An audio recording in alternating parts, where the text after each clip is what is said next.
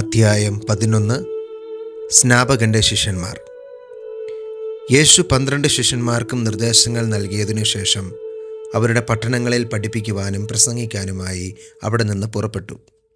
യോഹന്നാൻ കാരാഗൃഹത്തിൽ വച്ച് ക്രിസ്തുവിൻ്റെ പ്രവർത്തനങ്ങളെക്കുറിച്ച് കേട്ട് ശിഷ്യന്മാരെ അയച്ച് അവനോട് ചോദിച്ചു, വരാനിരിക്കുന്നവൻ നീ തന്നെയോ, അതോ ഞങ്ങൾ മറ്റൊരുവനെ പ്രതീക്ഷിക്കണമോ?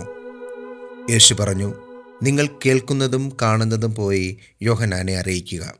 അന്ധന്മാർ കാഴ്ച പ്രാപിക്കുന്നു, മുടന്തന്മാർ നടക്കുന്നു, കുഷ്ഠരോഗികൾ ശുദ്ധരാക്കപ്പെടുന്നു, ബധിരർ കേൾക്കുന്നു, മരിച്ചവർ ഉയർപ്പിക്കപ്പെടുന്നു, ദരിദ്രരോട് സുവിശേഷം പ്രസംഗിക്കപ്പെടുന്നു. എന്നിൽ ഇടർച്ച തോന്നാത്തവൻ ഭാഗ്യവാൻ. സ്നാപകനെക്കുറിച്ച് സാക്ഷ്യം. അവർ പോയതിനു ശേഷം യേശു ജനക്കൂട്ടത്തോട് യോഹന്നാനെക്കുറിച്ച് സംസാരിക്കാൻ തുടങ്ങി. എന്തു കാണാനാണ് നിങ്ങൾ മരുഭൂമിയിലേക്ക് പോകില്ല? കാറ്റു തുലയുന്ന ഞാങ്ങണയോ?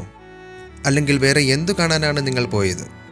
മൃദുല വസ്ത്രങ്ങൾ ധരിച്ച മനുഷ്യനെയോ? മൃദുല വസ്ത്രങ്ങൾ ധരിക്കുന്നവർ രാജകൊട്ടാരങ്ങളിലാണുള്ളത്. അല്ലെങ്കിൽ പിന്നെ എന്തിനാണോ നിങ്ങൾ പോയത്? പ്രവാചകനെ കാണാനോ?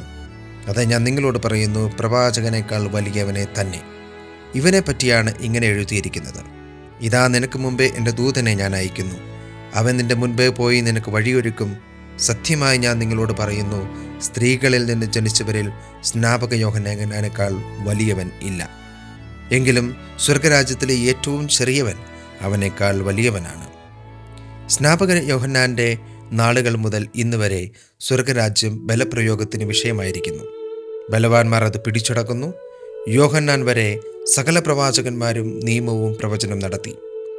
നിങ്ങൾ സ്വീകരിക്കാൻ തയ്യാറാണെങ്കിൽ ഇവനാണ് വരാനിരിക്കുന്ന ഏലിയ. ചെവിയുള്ളവൻ കേൾക്കട്ടെ. ഈ തലമുറയെ എന്തിനോടാണ് ഞാൻ ഉപമിക്കേണ്ടത്? ചന്തസ്ഥലത്തിരുന്ന് കൂട്ടുകാരെ വിളിച്ച്, ഞങ്ങൾ നിങ്ങൾക്ക് വേണ്ടി കുഴലൂതി, എങ്കിലും നിങ്ങൾ നൃത്തം ചെയ്തില്ല. ഞങ്ങൾ വിലാപഗാനം ആലപിച്ചു, എങ്കിലും നിങ്ങൾ വിലപിച്ചില്ല എന്ന് പറയുന്ന കുട്ടികൾക്ക് സമാനമാണ് ഈ തലമുറ. യോഹന്നാൻ ഭക്ഷിക്കാത്തവനും പാനം ചെയ്യാത്തവനുമായി വന്നു. അവൻ പിശാചബാധിതനാണെന്ന് അപ്പോൾ അവർ പറയുന്നു. മനുഷ്യപുത്രൻ ഭക്ഷിക്കുന്നവനും പാനം ചെയ്യുന്നവനുമായി വന്നു. അപ്പോൾ അവർ പറയുന്നു, ഇതാ ഭോജനപ്രിയനും വീഞ്ഞുകുടിയനും ചുങ്കക്കാരുടെയും പാപികളുടെയും സ്നേഹിതനുമായ മനുഷ്യൻ. എങ്കിലും ജ്ഞാനം അതിൻ്റെ പ്രവൃത്തികളാൽ നീതീകരിക്കപ്പെട്ടിരിക്കുന്നു. അനുതപിക്കാത്ത നഗരങ്ങൾ. യേശു താൻ ഏറ്റവും കൂടുതൽ അത്ഭുതങ്ങൾ പ്രവർത്തിച്ച നഗരങ്ങൾ മാനസാന്തരപ്പെടാത്തതിനാൽ അവയെ ശാസിക്കാൻ തുടങ്ങി. കൊരാസിൻ, നിനക്ക് ദുരിതം! ബത്സയിദ, നിനക്ക് ദുരിതം! നിന്നിൽ നടന്ന അത്ഭുതങ്ങൾ ടയറിലും സീദോനിലും നടന്നിരുന്നുവെങ്കിൽ അവ എത്ര പണ്ടേ ചാക്കുടുത്ത് ചാരം പൂശി അനുതപിക്കുമായിരുന്നു. വിധി ദിനത്തിൽ ടയറിനും സീദോനും നിങ്ങളെക്കാൾ ആശ്വാസമുണ്ടാകുമെന്ന് ഞാൻ നിങ്ങളോട് പറയുന്നു. കഫർനാമേ, നീ സ്വർഗം വരെ ഉയർത്തപ്പെട്ടു വന്നു, പാതാളം വരെ നീ താഴ്ത്തപ്പെടും.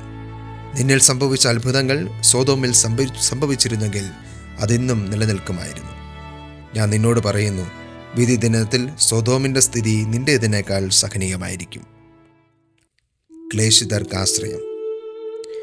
യേശു ഉദ്ഘോഷിച്ചു, സ്വർഗത്തിൻ്റെയും ഭൂമിയുടെയും നാഥനായ പിതാവേ, നീ ഈ കാര്യങ്ങൾ ബുദ്ധിമാന്മാരിലും വിവേകികളിൽ നിന്ന് മറച്ച് ശിശുക്കൾക്ക് വെളിപ്പെടുത്തിയതിനാൽ ഞാൻ നിന്നെ സ്തുതിക്കുന്നു. അതേ പിതാവേ, ഇപ്രകാരമായിരുന്നു നിന്റെ തിരുവുള്ളം. സർവവും എൻ്റെ പിതാവ് എന്നെ ഏൽപ്പിച്ചിരിക്കുന്നു. പിതാവല്ലാതെ മറ്റാരും പുത്രനെ അറിയുന്നില്ല. പുത്രൻ ആർക്ക് വെളിപ്പെടുത്തി കൊടുക്കാൻ മനസ്സിലാക്കുന്നുവോ അവനുമല്ലാതെ മറ്റാരും പിതാവിനെ അറിയുന്നില്ല. അധ്വാനിക്കുന്നവരും ഭാരം വഹിക്കുന്നവരുമായി നിങ്ങളെല്ലാവരും എൻ്റെ അടുക്കൽ വരുവിൻ, ഞാൻ നിങ്ങളെ ആശ്വസിപ്പിക്കാം. ഞാൻ ശാന്തശീലനും വിനീത ഹൃദയനുമാകിയാൽ എൻ്റെ നുകം വഹിക്കുകയും എന്നിൽ നിന്ന് പഠിക്കുകയും ചെയ്യുവിൻ. അപ്പോൾ നിങ്ങൾക്ക് ആശ്വാസം ലഭിക്കും.